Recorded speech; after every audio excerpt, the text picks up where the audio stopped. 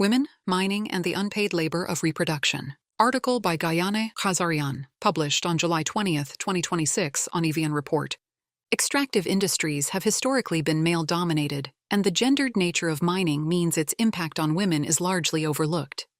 In Armenia, where development policy has repeatedly framed large-scale mining as a driver of economic growth justified through promises of new jobs, foreign investment, and higher GDP, criticism of the sector has largely focused on environmental damage, deforestation, water pollution, and toxic tailings dams. While these environmental issues are urgent, this framing overlooks the gendered and class-based dimensions of extractive industries in the country.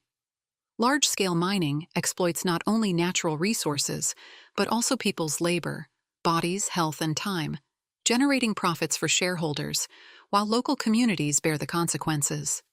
Working women in mining communities like Kajaran in unique bear a double burden, participating in hazardous waged labor while remaining responsible for the unpaid domestic work on which the local economy relies. Mining as a feminist issue. Around the world, women face heightened risks in, formerly, colonized countries where transnational mining corporations operate. For example, women are often excluded from negotiations over mining operations or the expansion of tailings dams, leading to decisions that overlook their needs and rights. At the same time, compensation and benefits generated by mining are frequently allocated to men as the heads of households, limiting women's access to financial resources and increasing their economic dependence. In recent decades, gender has become a more visible focus in research on the mining industry. Today, a growing number of reports and initiatives aim to expand women's participation in the sector and to protect their interests. One example is the Women in Mining movement, which began to take shape in the mid-1980s and has played a key role in advocating for equal opportunities for women and workplaces free from harassment within the industry. Yet movements such as Women in Mining have largely focused on women's inclusion in the mining labor market and have framed participation itself as gender equality. This approach overlooks how the impacts of mining and the opportunities it creates are experienced unevenly depending on women's social position. Women in managerial roles, for example, often have very different experiences from those working in hazardous environments. Likewise, women employed in mines with access to wages or benefits such as healthcare do not face the same realities as those living near tailings dams, where access to food, land, and water is shaped by environmental degradation. Although all face patriarchal discrimination, class and social position shape their lives differently. Women's work at ZCMC. Reflecting neoliberal efforts to integrate women into the mining sector, the Zangezur Copper Molybdenum Combine, ZCMC, Armenia's largest mining company, frequently highlights the role of its female employees, noting that women's representation at the company exceeds international averages. According to ZCMC's 2025 data, women make up 22% of its workforce, approximately 1,025 employees. And in 2024, 48 of them held managerial positions. While these figures are presented as progress toward women's economic empowerment and gender equality, the reality is more complex. For many women, employment at ZCMC is less a career choice than a necessity. As the state has failed to create or sustain alternative economic opportunities in the region, many women in Kajaran depend on the mine for employment. There's a recurring notion in their narratives. If the combine didn't exist, we don't know what we would have done. Lilit, 42, has been working at the combine for over 20 years. After switching several positions, she is now a lead specialist in the ore crushing lab. Lilit has 2 degrees, one from the former Ostrovsky University with a degree in tourism, and she later studied pedagogy at Gori's State University. Back then, tourism wasn't well developed, she says. Interest in Southern Unique is relatively new. Rather than stay at home doing nothing, we decided it would be better for me to start working here. I thought things might change later, but they didn't. Still, I can't complain. Thank God. Lilit describes the work as demanding and physically risky. Almost everyone here does similar work. Some work for the crushing unit, others in the flotation department, she explains. If you don't protect yourself, the work can't go on as it should. At any moment, ore can break loose and hit your eyes or cause injury. You have to follow all the safety rules in advance. Wear a mask, gloves, and special boots with steel toes for protection. Despite their diverse educational backgrounds and professional aspirations, young women in Kajaran face the same problem today. Unable to find work in their chosen fields, many either take low-paid jobs at local shops, move to Yerevan after completing their education, or wait for an opening at ZCMC. My daughter just completed her master's degree, says one of the Combine's employees, who wished to remain anonymous. She studied tourism and has worked with several international organizations. She holds several diplomas and certificates, has worked in Yerevan, and spent a year in Poland teaching at a school, yet she can't find a job here. She wants to stay in Kajaran to be close to me, but there's no work for her here. I also have a 23-year-old daughter who wouldn't even consider moving back here under any circumstances.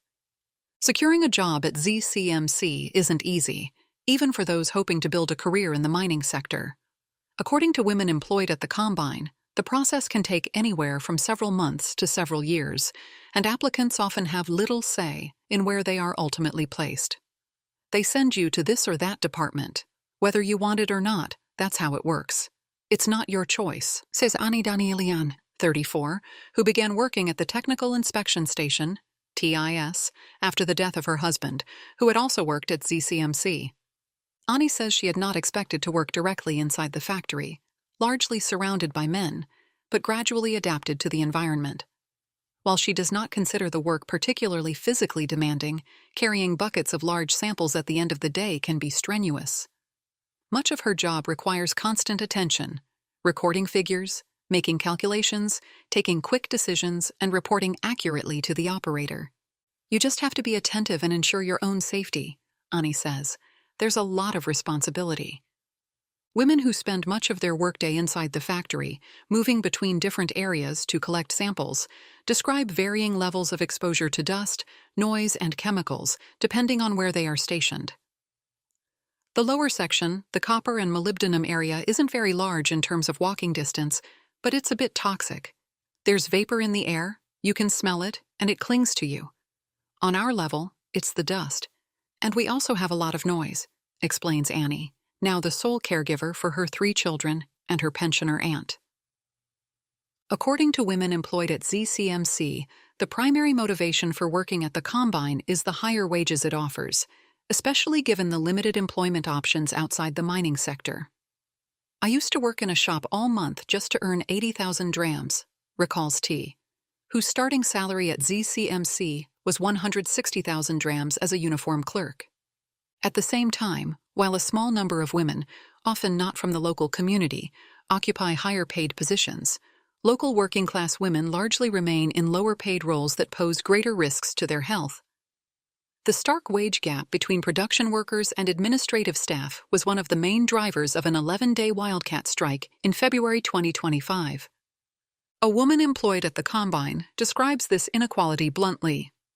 There's social injustice. You won't find an upper manager's wife, sister, or daughter working in production. Production is where people like us work, people with heavy burdens who need this job. This is where the socially vulnerable end up. The managers place their wives and sisters in clean, comfortable offices. There are positions that no one even knows what the job is for, especially in administration. You just see well-groomed young women going in and out. What they do exactly, no one knows for sure.